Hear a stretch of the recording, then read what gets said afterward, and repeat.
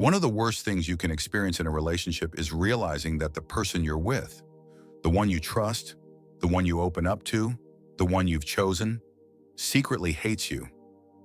It's the kind of realization that doesn't hit you all at once, but creeps in slowly, through moments that don't quite sit right, through feelings you can't fully explain, through a discomfort you keep trying to dismiss. At the beginning of the relationship, everything may feel perfectly normal.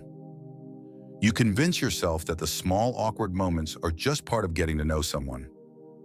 You brush off the strange comments, telling yourself that maybe that's just their sense of humor. When they seem distant, you assume they're tired, stressed, or just not great at expressing themselves. You give them the benefit of the doubt, over and over again. But as time goes on, something starts to feel off in a way that's hard to ignore. The pattern repeats itself just enough for you to notice, but not enough for you to immediately walk away. And that's what makes it dangerous. Knowing your partner secretly hates you doesn't announce itself loudly, it reveals itself slowly.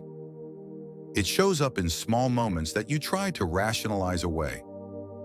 You share something you're proud of, maybe a win, a goal you've reached, or something you've been working toward. And instead of excitement, you're met with a flat response, a half smile, or a distracted, "That's nice." At first you tell yourself they're just not expressive. But when it keeps happening, when your joy is consistently met with indifference, something inside you begins to sink. Then the competition begins, even if it's never openly acknowledged. You start to feel like your growth unsettles them. When you succeed, they suddenly feel the need to prove something. When you become more confident, they become distant or irritated. When you take steps forward in your life, instead of standing beside you, they seem to shift into a quiet rivalry, measuring themselves against you in ways you never asked for. What was supposed to be a partnership slowly starts to feel like a scoreboard, where your wins somehow feel like their losses. And then there are the jokes, the ones that don't feel like jokes at all. They say things that hit directly at your insecurities, things you may have trusted them enough to share. You laugh it off in the moment because you don't want to seem overly sensitive, but deep down, you feel it. You feel that sharp edge behind their words. Because people who truly care about you don't use your vulnerabilities as entertainment. They don't disguise hurtful comments as humor and expect you to smile through it. Over time, even their compliments begin to feel uncomfortable. They might say something nice, but it's wrapped in comparison or subtle criticism. You hear things like, "You look good today," "better than usual," or "I didn't expect you to do that well." And instead of feeling uplifted, you feel smaller. You start questioning yourself in ways you never did before. You'll also notice that they don't really listen to you with genuine interest. They listen in a way that feels evaluative, like they're searching for flaws, contradictions, or weaknesses. You open up, hoping to feel understood, but instead you feel exposed. It's as if every personal thing you share is being stored somewhere, not to connect with you, but to be used later in subtle criticisms or dismissive remarks. You begin to hold back parts of you, not because you want to, but because you no longer feel safe being fully seen. Loving someone who secretly resents you doesn't break you all at once. It breaks you slowly, through indifference, through passive criticism, through lack of support, through quiet hostility that you can feel but can't always explain. Dating someone who secretly hates you feels like constantly walking uphill with someone tugging you backward. It feels like being punished for shining, scolded for growing, and mocked for dreaming.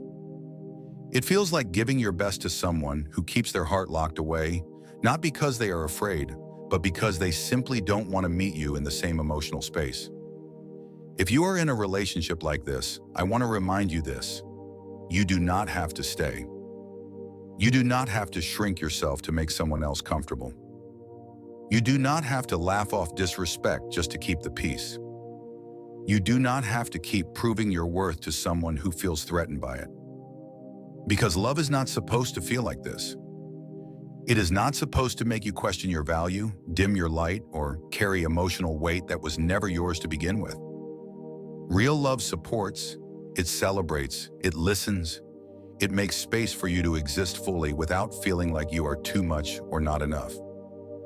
And maybe the hardest part is accepting that no matter how much effort you put in, you cannot change how someone feels about you deep down.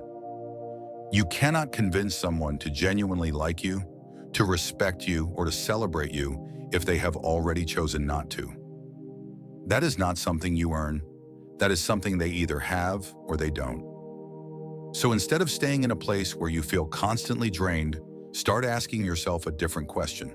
Not how can I make this work, but why am I trying so hard to stay where I am not truly valued? Because the moment you begin to see things clearly, you also begin to realize that walking away is not losing something meaningful.